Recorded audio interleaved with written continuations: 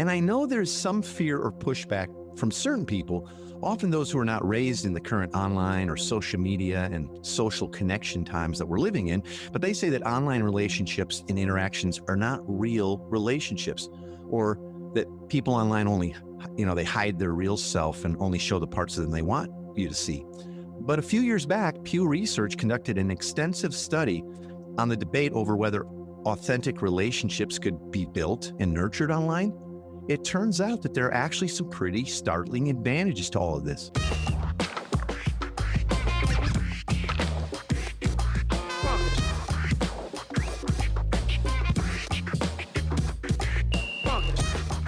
Welcome to the Everyday Disciple podcast, where you'll learn how to live with greater intentionality and an integrated faith that naturally fits into every area of life. In other words, discipleship as a lifestyle. This is the stuff your parents, pastors, and seminary professors probably forgot to tell you. And now, here's your host, Caesar Kalinowski. Hey, Heath, good to be back with you, man. How's the week working out so far? It's good, man. We just beautiful day. Kids, we had a birthday of our child. One of our oldest turned 11 last week. 11. Are you kidding me, man? You know what's funny? How fast is 11 years gone? I know, so fast. And wow. And it was so funny because I'm like, my son is like me. He is a sucker for infomercials. And so my 11-year-old boy, who's an active soccer fan, my son, he's all energy. Yep. You know what he wanted for his birthday? Yeah. He wanted a My Pillow. Oh, yeah. That's it. That's all he probably have extra ones around here. Tina got sucked into all that big. So did my 11-year-old son. I was like, buddy, you could have like a bike or a Okay, I'm going to say this about the My Pillow. Okay, I got to say this about them. They actually are pretty comfortable once you get used to them. But here's the crazy thing, and they don't tell you this in the commercial. Whatever that fill is, that special made in America moldable fill, that's so wonderful. When I sleep on my Pillow, my hair in the morning is sticking straight out like I've been, like when you're a kid, you'd rub the balloon, you put your hand. Yeah. I'm not joking. Like I literally laugh in the mirror at my hair every morning. And I have a different pillow. I kind of switch up. And when I sleep on that one, my hair's just normal, kind of bedhead. But on my Pillow, it's glowing. That is really funny. Isn't that weird? I'm sure everybody tuned in to hear about that anyway. What do you got on My Pillow? Hey, let's look at some reviews we got, man. Yeah, man. Hey, let me cheer you up with 2 reviews. One of them is from To Live and Die in LA, which I think is Lower Alabama, which says the Everyday Disciple podcast consistently offers foundational theological insights with accompanying practices that always leads me to new ideas for more effectively moving towards people with the gospel. It's a regular part of my Monday mornings. So thanks To Live and Die in LA. And then 5 stars too. Thank you. And then another 5 stars from 02SK that says, this is an excellent resource for inspiration to dig into what Jesus calls us to. I found this podcast after going through the gospel primer with our community group and found it so real. These guys cover almost every topic you could think about, how to live life as a disciple of Jesus, trying to disciple others around you. Great stuff. So O2SK, thank you as well. Thanks for that. I wonder who that is. Okay, maybe jump on our Everyday Disciple podcast group on Facebooks and let us know who you are, O2SK. Probably know them. If you haven't subscribed to the various platforms that we're on, you can do that by going to everydaydisciple.com/subscribe, and that'll open up There's a bunch of stuff there. Yeah. Well, today we got something special because we're using probably the biggest word that we've ever had in a show title, asynchronous, right? We're talking about asynchronous discipleship. And we always find it helpful to kind of define definitions here so that we're all on the same playing field at the beginning. Yeah. So maybe let's define that word to get us started and make sure we're on the same page, but especially how it pertains to discipleship. Yeah. Okay, I will. And asynchronous is not a word that most of us use in a sentence in any given day. And it just in the course of kind of researching this and kind of writing down some of my thoughts, I had to type out the word asynchronous like about 100 times. It's not an easy one, bro. Yeah, no, that's not easy. Thank God for autocorrect, in this case. But so here's what asynchronous means. Okay, technically, and then I'll explain. It's like 2 or more interactions or events not existing or happening at the same time. Okay. Meaning something could be going on and you and I both participated in it, but not at the same moment. Or we both did something, but in different times. It wasn't synchronized. It's asynchronous. Right. So, so in connection to discipleship, it means that instead of us all have to be sitting at the same table or in the same circle in a living room or at the same building, in a room and watching the same video or listening to the same speaker or whatever, what if we were to engage that but at different times and maybe even in slightly different manners, but still engage it fully, Hmm. but asynchronously. In other words, not synchronized. It's like when I was a kid, television was completely synchronous, meaning if you wanted to watch Batman, it came on at a certain night at a certain time. Boom. If you wanted to watch All in the Family, so I'm Yeah. dating myself, right? Or let's just jump ahead, like Friends, or whatever, or Sure. Seinfeld. It was on a certain time and a certain night. And it was everybody in the country, in the world watched it at the same time on the same night. It was synchronous. Hmm. And then you talk about it at work the next day or whatever. And then we started, having VCRs or, Sure. or Betamax or whatever, right? And then eventually able to digitally record all this stuff. And TV started to slip asynchronous, meaning, hey, I watched that show, but I don't watch it on the night that they release it. We usually watch TV on Fridays or whatever, right? Sure. Or you could say, hey, a bunch of us friends are getting together to watch 24, but I went ahead and taped it or I recorded it and we're going to watch it on this night because that's when we're all available. So all of a sudden TV slipped to asynchronous. Well, Okay. so what if discipleship, which is the process of moving from unbelief to belief in every area of life, which includes learning, right? Mhm. But it's not just about knowledge acquisition. We've talked about that a lot Sure. on the show. What if we could start doing aspects of it asynchronous, meaning we could learn and even interact and give thoughts and ask questions, but we didn't all have to be in the same room at the same time. Or Yeah. even now, as people are experimenting with more online stuff, we didn't even have to be sitting in front of the screen at the exact same time. So that's Yeah. what I want to talk about today is there's really a value, I believe, and this is not actually new to everybody. I remember the first time I heard those two words put together, asynchronous discipleship, and it was from my buddy Mike Breen, Okay. and we were both experimenting with various things, and I was like, oh, I love that you've defined it, because what if we don't have to do every bit of discipleship, all sitting, on a clock at the Yeah. same, but I'm not saying we can do the whole thing that way, Sure. right? Because there's a life on life, life in community, life on mission aspect to true discipleship. We talked about that last week a lot in the Right. last episode about the need for a gospel community in community on mission together. But there are aspects now that I think, are wise to start to experiment with and introduce Yeah. asynchronously and through different means, both You know, live and online. So yeah, that's kind of what I want to talk about today because I think we get to, and yeah. we've had great luck and benefit and blessing from that. And it's not brand new to us, but we're really starting to lean into it as a family and as we coach people and train people and all that. It seems like this is actually the way we're seeing a lot of churches starting to stream their Sunday services. And some of their folks engage or watch at different times, but it seems like that might be an example of asynchronous communication when it comes to the gathering of the church. Is that right? Yeah, exactly. Our Sunday services have moved from primarily synchronous, right, with everyone in the building at the same time, Yep. listening to the same music and sermon all at the same time. Even if you had different services, you still had to pick which one to go to, right? And we all Sure. sat there and did it. If you missed it, you missed it. Now people can engage or consume this service at a time and place of their own choosing.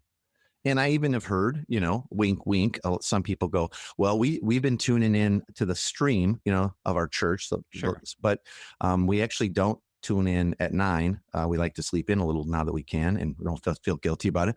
And we fast forward through parts of it. You know what? Uh, So, is that evil or is that okay? Is that maybe being a better steward of your time? I don't know. I mean, and I'm not here to determine that for everyone, but you're right. I think that in some ways, with maybe even without knowing it, a lot of churches have started to experiment with asynchronous aspects of their ministry. and I would assume that, like, with this change, there's probably some both good and bad implications of this, right? Yeah, I think so. Yeah, because there again, if we don't have any way to sort of ensure that the family is engaging ever because it's asynchronous, then maybe that's not great, right? Sure. Or if it's not done well, because we're going to talk about this, I think there's good ways to do asynchronous and online, and there's bad ways, just like live. There's Sure. good training and teaching and preaching, and there's not so good, right?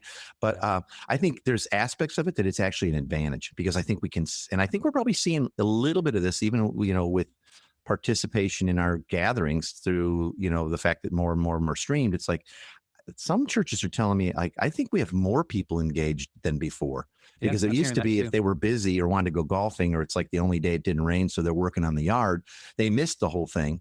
And so Mhm. that's why, we see them 1.7 times per month, average Christian or something that comes to, a service. Yeah. But now we feel like, we're kind of looking at the streaming numbers. Now, that's not for everybody. I know some churches are knocking it out of the park and some are going, no one's tuning in, Sure. and whatever. But I think that they are. And I think there's both good and bad implications for how we do this and how we get to do this, for sure. Yeah. So, like when it comes to discipleship, the way that we teach and model this is a lifestyle, right? We say that Yeah. the discipleship is a lifestyle. Would true life on life discipleship actually be able to happen asynchronously? And for that matter, even online or not even face to face at all? I really do believe it can. Okay. I do. I think that life on life and lifestyle can, because think about how much of a life's part of our lifestyle now our phones have become. I don't know Mm. what the exact statistic is, but it's something like 85% of North Americans, or maybe it's 90 or something like that, are never more than 3 feet away from their phone at all times, 24 hours a day, or something like that. Jeez. It's some crazy number. But when I've heard it, I go, yep, sounds about right. You know what I Yeah, mean? Like, because you know how it is. It doesn't even matter if you're using it. It's like, where's my phone? Where did I put my phone? Right. sure. And those phones aren't phones anymore. It's funny because we call it a phone. It's really It's a not. computer that also does some phoning. And I hate when it rings. You know what I mean? Yeah. But I love it. I love using it for most everything else. And I love my laptop even more, Yeah. because it's got a bigger screen and I'm old, right? Yeah, right. So I really do think, though, that this ability to engage in content and even interact with some of my friends and community asynchronously, knowing not at the same time, Yep. has already become part of people's lifestyle, but it hasn't necessarily been embraced in it to a full degree within discipleship, right? But Okay. think about it. Almost no, well, I know some people are listening and go like, I hate all those things. I don't use any social media. It's like, I get it, but you could, Mm. but think about, like, generally when you look at Facebook, you're not looking at it like, I have to be watching just in case, Caesar starts typing in something, Yeah, exactly. like, no, you later on, whenever, like, you're laying around, the kids are in bed, or when you got a minute because you're waiting for the guy to come out and tell you your muffler got replaced or whatever, and Sure. you look at your Facebook and you go, ding, there's a couple of notices there, and go, oh, Caesar posted something. What's he got going? Oh, he answered that guy. Yeah, I was going to too, it's Yeah. asynchronous. And same with Twitter and same with Instagram and all kinds of stuff, right? And Mm. so I think it's already become part of a lifestyle, meaning it's part of our relationships. Yeah. And I know there is some fear or pushback from certain people. Often those who are not raised in the current online social media and social connected times that we live in. And they Right. say that online relationships and interactions, they're not real relationships. But Mm. but yeah, I guess if I joined a chat group or something with a bunch of strangers, maybe. But most people engage socially, asynchronously with people they know. And maybe they meet new people, right? Sure. But it's not just stranger fest for most people. You know what I mean? Yeah, you're right. Right. And people think, well, they're not real relationships. People can, hide their real self. They only show the parts of them they want you to see, you know. Mm. But you know what? A few years back, Pew Research, who's huge, they conducted a pretty extensive study on this debate over whether authentic relationship could be built and nurtured online. Okay. And it turns out there's some pretty amazing, some startling stuff. Like, the survey found that the internet has the opposite of an isolating effect on most users. They Oh, wow. report that, like, email has helped people improve their, social relationships and expand their social networks. And in general, internet users, people who frequent it, it's part of their life, have robust social lives. In fact, more robust than non-users. Because why? Because they stay connected more often. So it's not like, it used to be, how often do you talk to your sister that lives, like 1,600 miles away? Well, I write her, and then, she gets the letter about a week later, 2 weeks later, and then she gets around to writing me back. And it'd be a few interactions a year, Sure. or your friends, if I don't see them at church, or I don't make an appointment to see them, I really don't connect. Yep. People who are pretty used to now and or choosing to engage in some of the social stuff, they're like, I don't know, I talk to my friends all the time. I was looking at my own just my text, app, Sure. messages on my phone the other day. Maybe it was this morning. And I was like, oh, I gotta text Heath. So let me scroll down. Like, it was just like got to be like one or two down. And you and I talk all the time and text Yeah. all the time and Facebook all the time and all, right? Yeah. I was like, scroll, scroll, scroll, scroll. Oh, there's Heath. And it was yesterday, but it was like, oh my gosh, look how many people I've just touched base with, said hi, answered a question, checked in on, Yeah. sent something funny. I think you love this song. You know what I mean? Yeah. It's a lot more than some of us think. And people routinely are integrating, like social and asynchronous forms of communication with each other a Hmm. lot. And they move between their phone, the computer, in person, almost effortlessly without thinking about it. Like, Yeah. were you and I talking about that, or did you text me that? No, I sent you that link, but then when I saw you, we watched it again. We were laughing our guts out. Right, right. Yeah. Yeah. It's all Exactly. right. And so, it's not as scary, I don't think. And in fact, I think there's a lot going on there that we get to embrace instead of just go, well, it's part of life, but it's not part of discipleship. You know what? And as someone who has kind of embraced it is, and I like it actually. I like it, and I think Yeah. it helps us move beyond the like. Well, everyone's too busy. Well, they're too busy to fit on your schedule, but maybe they're less too busy if they could access some aspects of our community life like that. Yeah. Where it fits in, right? So Dude, that's really a great point. I was noticing yesterday, I was talking to a guy who I used to tour with, I mean, 10 years ago, and we haven't really caught up. Occasionally we'll text, but it just was so much easier to go, hey, what about next Monday? You want to get on Zoom? Kids are in bed. Haven't seen you in 10 yeah. years. Let's talk. And so there's a lot more of that actually happening. And I've talked to a lot of people, Heath, who say the exact same thing. Like Tina and I, we've done a ton of virtual meetups and virtual happy hours with people and all that stuff. And I've Yeah. talked to a lot of people say my personal interaction with both neighbors and new friends and old friends way up in the last 2 months. That's so Great. crazy. Yeah, it's But let's good. be proactive about it. Let's be intentional about how we use that, right? As Yeah. the church and by the church, I don't mean like organizationally. I mean, as the people of God, God's family, we get to. Yeah. Well, let's talk about how this actually meshes well with disciple making, because I'm kind of curious, what are some ways that you have seen or even have been using asynchronous learning and discipleship and training both in person and online to be effective during this current situation? Yeah, great. And it's not even just currently, but I'm learning too. Yeah. We're kind of failing forward on some new stuff, right?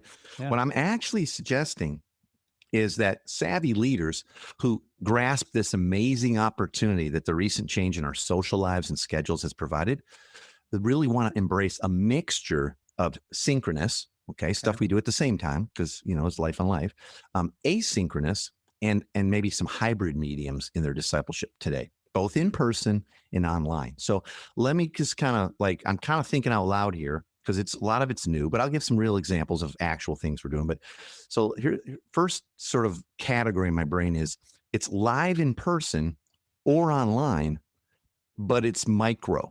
Okay. Hmm. So instead of thinking like, well, we want to do this with our people, so we got to get everybody to do it.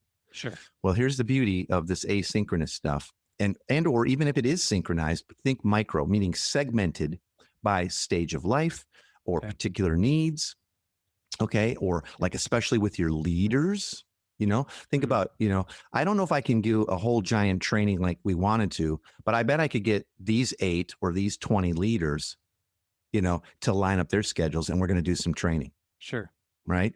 So I think also kind of to extend that line of thinking, now is the Sure. time to be moving volunteers, quote unquote, in the church to leaders, but think of them as leaders of little dispersed micro communities and discipleship groups.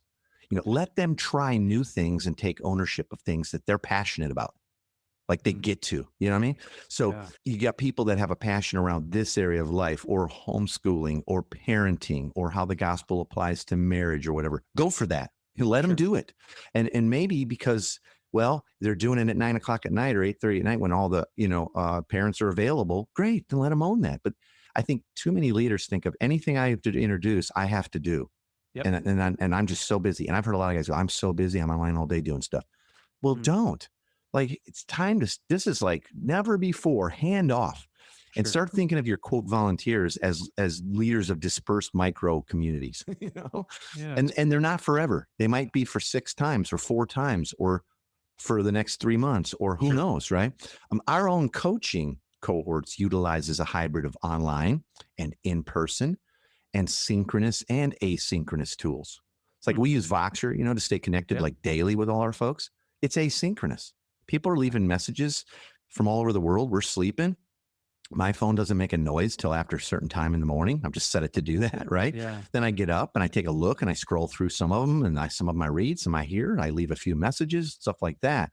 There's videos. If you can't make a live call, you can watch it later, drop an email. So it's a hybrid, but what that's done is that's allowed more people to engage it, not less. Yeah. Exactly. And it takes all the pressure off of me. If I want to have this and that happen, I have to make sure everybody's on at the exact same time or it won't ever. I'll give you an example. We were on a coaching call yesterday and I got through this whole thing, and some people didn't make it, and they'd already texted in, hey, can I get the link to that live? Yep, it's right there where it always is. You can watch that. But I forgot to give out the homework. Well, Hmm. I guess like normally if you had like everybody showing up at the church building and you forgot that part of it, Yeah. it'd be like, oh, dang, right? Now, all I did was pick up the Voxer and went, broop, I forgot to tell you this. Let me know you heard it and that you're on it. Huh. And over the next like 6 hours, and then when I woke up, there was a few more. I got everybody going, yep, got it, heard it, on it, did it already. You know what I mean? Yeah. So there's this like micro aspect to it of both either live in person or online, and it's asynchronous, but it's also hybrid. So Hmm. I want people to think through ways they could do it. DNA groups, which we have had in community for years. Sure. There are 3 or 4 people. You can do that in person. That's how we started doing them. But I started noticing because I travel a lot, I don't want to miss my DNA with my guys, man. It's weekly. Yeah. I just bomb in versus via Skype or Zoom or something, right? Yeah. Specific trainings done live, but made available to others. You could stream them live, but then Sure. people can watch it when they want to asynchronously. But here's where I say there's a difference between doing that and going, yeah, but man, I don't know if anybody did it. Well, Sure. close the loop with people, meaning Hmm. ensure that key people have engaged it because you've given them homework and they have to do it and send it to you, right? Yeah. And he'd say, hey, listen, by Saturday, I'd really love to hear back from you, all of your thoughts, what you thought of the video, answer these few questions. Then they've engaged it. I mean, that's how we did the Everyday Disciple Challenge, right? A few weeks ago in the workshops. It Right. was on live 4 times that week. And then I did a few bonuses, right? Well, not everybody could make it at 11 a.m. Pacific, but Hmm. they watched it later. And I could tell who was engaging consistently because we did homework posts and I gave out some prizes for people, right? Yeah. And I used online interaction that way, asynchronously, but some people were doing it live right while I was on, asking questions, and we answered. Hmm. Some left their questions. Some sent me emails or messages. See how it's hybrided? Yeah. But it was super effective. Oh my gosh, so many thousands of people got to Sure. engage it. But I was online about a half hour a day doing it, and then but answering the messages and stuff. Yeah. But when I had time, see, it wasn't like, okay, I got to do it on their dime. They weren't expecting like I hit send, like you better answer me like right now. No, maybe the next day they got an answer. It was all good. So That's so good. right. And isn't it crazy how technology is I mean, it is I know so many people that look at it as kind of this like, well, it's the next thing to distract people from the faith. And you're like, no, if you actually utilize it well, this has The potential to do beast, the so much internet. more. Yeah. Yeah. Yeah. Yeah. Yeah. No, I don't think so. So here's another category, right? Pre-recorded stuff. Okay. So you record it at your own leisure, right? Or you type it out and send it to folks, and that could either be micro or macro. It could go to the whole, congregation, or it could go just to leaders, or it could go just to people in your community group or whatever, right? With an online discussion live later. Oh, Hey, I'm that's going to good. send this out on Mondays, and then on Wednesday night at 5 o'clock, and then Thursday at like 9 o'clock, I'll be on and we can discuss it. So whatever time works for you, Hmm. right? That's great. And I'll make those available as well. So if you can't, you can even watch the discussion, and then we'll have a private Facebook group. And you can drop in some stuff there. By the way, that's where I'm going to be doing it. So I don't even have to record it. It'll just be recorded in the group. Dig it? Yeah, that's cool. I had a buddy of mine, Brandon Hatmaker. He said the most like engaged Bible study he ever did was he would send out a pre-written outline of scripture reading they were going to do. So like they pick a book, let's say, Okay. break it into an outline. You can find every book of the Bible, 1,000 outlines online. Just go look, Yeah, sure. right? And then all the guys who engaged it, they agreed to read the daily reading. And then within the next 24 hours, so before the next day, they would post their thoughts and observations. And I think they just did it in an email thread. It was nothing fancy. And I think maybe they eventually moved it to a Facebook group. And he said, so Some guys got up real early and then boom, by the time I woke up, they had their reading and they had this is weird to me, or it made me think of this, or this is Sure. what God spoke to me, or I have a question about that. But before they all went to bed, they agreed to do it. And he says, man, it was a high level of engagement. We learned a lot and grew a lot, and but Hmm. it fit into everybody's life in the time that it worked in their day. But it was daily. So instead of even a weekly Bible study, it was a daily Bible study. And think about how many touches and interactions you have. And then Yeah. side comments that came up and I want to call and talk to you about that. You get to, Yeah. right? Absolutely. Some of the folks from 3DM and the Breens, again, they have the Missional Institute now. They're doing, their huddles and teaching via video in those huddles with the Right. ability for people to log in though and watch that at their own convenience. And they can even leave little video comments and questions in the group. So it'd be like, you'd log in. I did a little training. You go like, hey, I just watched this. Here's my thoughts. This is what I'm thinking. And then the leaders then, or other people in the group, they can not only watch the training, but everybody else's video messages and respond at their own interaction. As long as they know it's by next week, I want you to have done that. Oh, And that's so you cool. can log in a day early and go, hey, I noticed you didn't, get on yet. So try to tighten that up, so a little bit of accountability, but it's not like Sure. I had to check it every 5 minutes. No, Yeah. loads of interaction without the hassle of aligning everyone's schedule. And Hmm. you can pretty much do that all online, like a Facebook group. You know what I mean? Like Yeah. there's so many easy peasy ways to do that now. It's crazy. I remember like when I was doing working in the institutional church, and it was like, well, how do we do this membership class? And we got to do food and babysitting. And it's maybe they took 4 Saturdays, 4 8-hour days on Saturdays for a month, and then they're members. Right. And I'm like, guys, there's so many easier ways to do this. Like, what if you made it digital where somebody can do it once their kids go to bed and they Well, can what if lay they in don't bed? pay attention? And I don't know. Listen, if they care, they're going to do it. Exactly. And if they don't show at all, because your Saturday morning thing is when the only time they have a day off or whatever, Yeah, like exactly. then you're not going to see them ever. And there's no option. So it's like, well, I guess next time, next month or next quarter or next year when we do it again. Right. Yeah. No, you're right, Here's the man. other thing. And I was talking about, like starting to really engage more quote unquote volunteers to let them manage things. What about like a recurring online community with hosts? Hmm. So like people in your church, or I mean, you could do it too. Leaders can do it, but I mean, like, why not hand this stuff out where they have a topic that they just dig and they Yeah. really feel like versed in, and they're going to start an online community just to get together and discuss it, like a book study, like I was talking about a Bible study, or maybe, hey, we're going to read a book together and we're going to Yeah. discuss it, and myself and this other person's going to host it. I can't make it every time, they can't make it every time, but one of us will. Yeah. Or like we talked about in our last episode, going through the gospel primer or TK primer together, and someone's hosting it, right?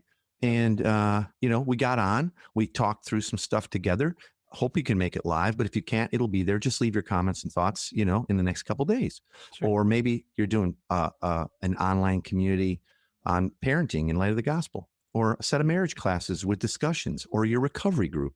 Why not? Yeah. Now I think that this is where like gospel fluency would be critical. You want hosts that aren't just moving info, but are, able Sure. to maybe help people move from unbelief to belief. That's the point of discipleship, Yeah. right? But think about it. If your community, think about how many people say, well, we kind of have a missional community, but it's kind of just a weekly meeting. Hmm. Well, what if even in the future, hey, our lifetime is spent really being in each other's lives and having fun with our kids and having meals and praying for one another and, laughing and all that Sure. stuff. And some of our learning, though, is all these things that we've been talking about. And so we've got 2 or 3 other things, the rhythms that people can engage in based on their interest and need and time, but they can fit it into their own schedule. And Hmm. so that once a week, it's not about learning, it's about being family.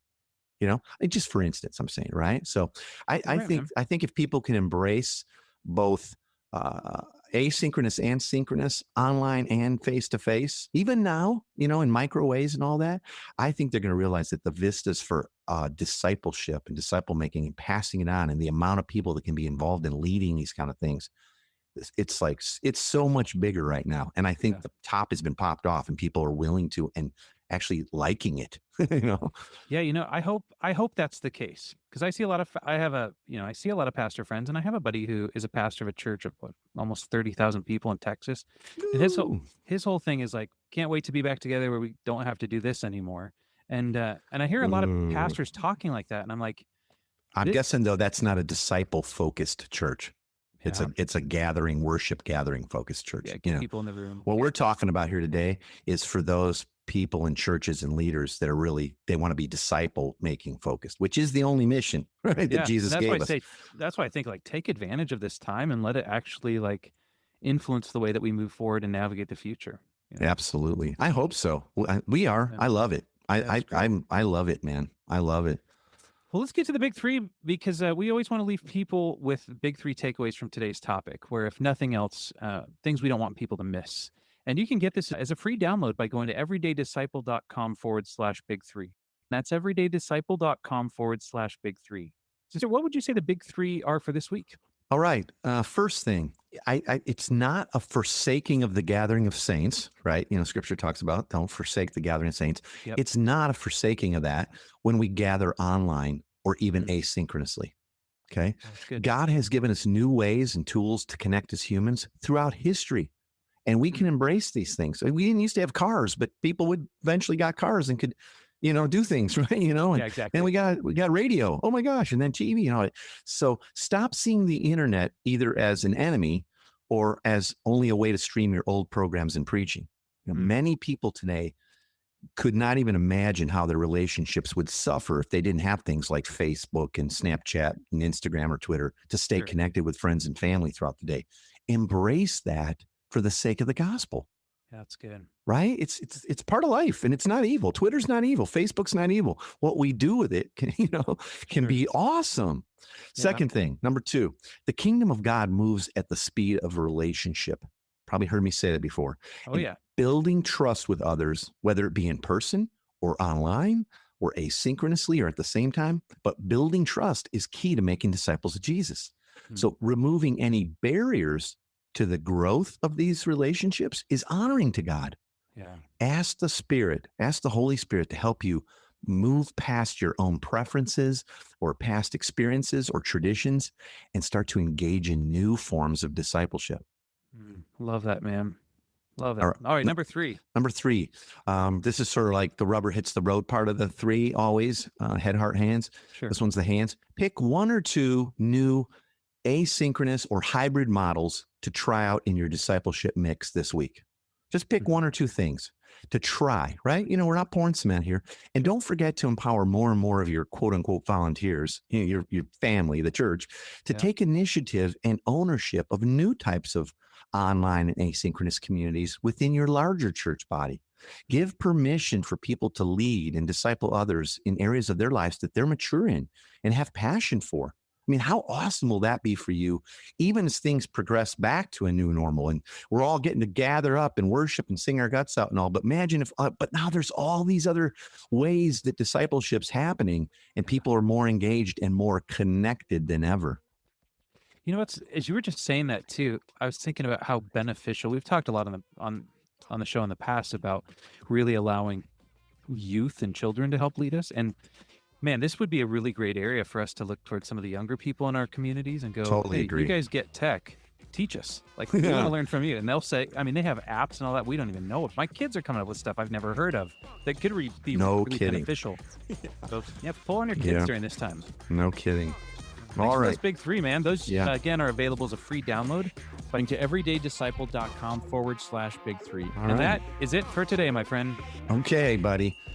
Thanks for joining us today. For more information on this show and to get loads of free discipleship resources, visit everydaydisciple.com. And remember, you really can live with the spiritual freedom and relational peace that Jesus promised every day.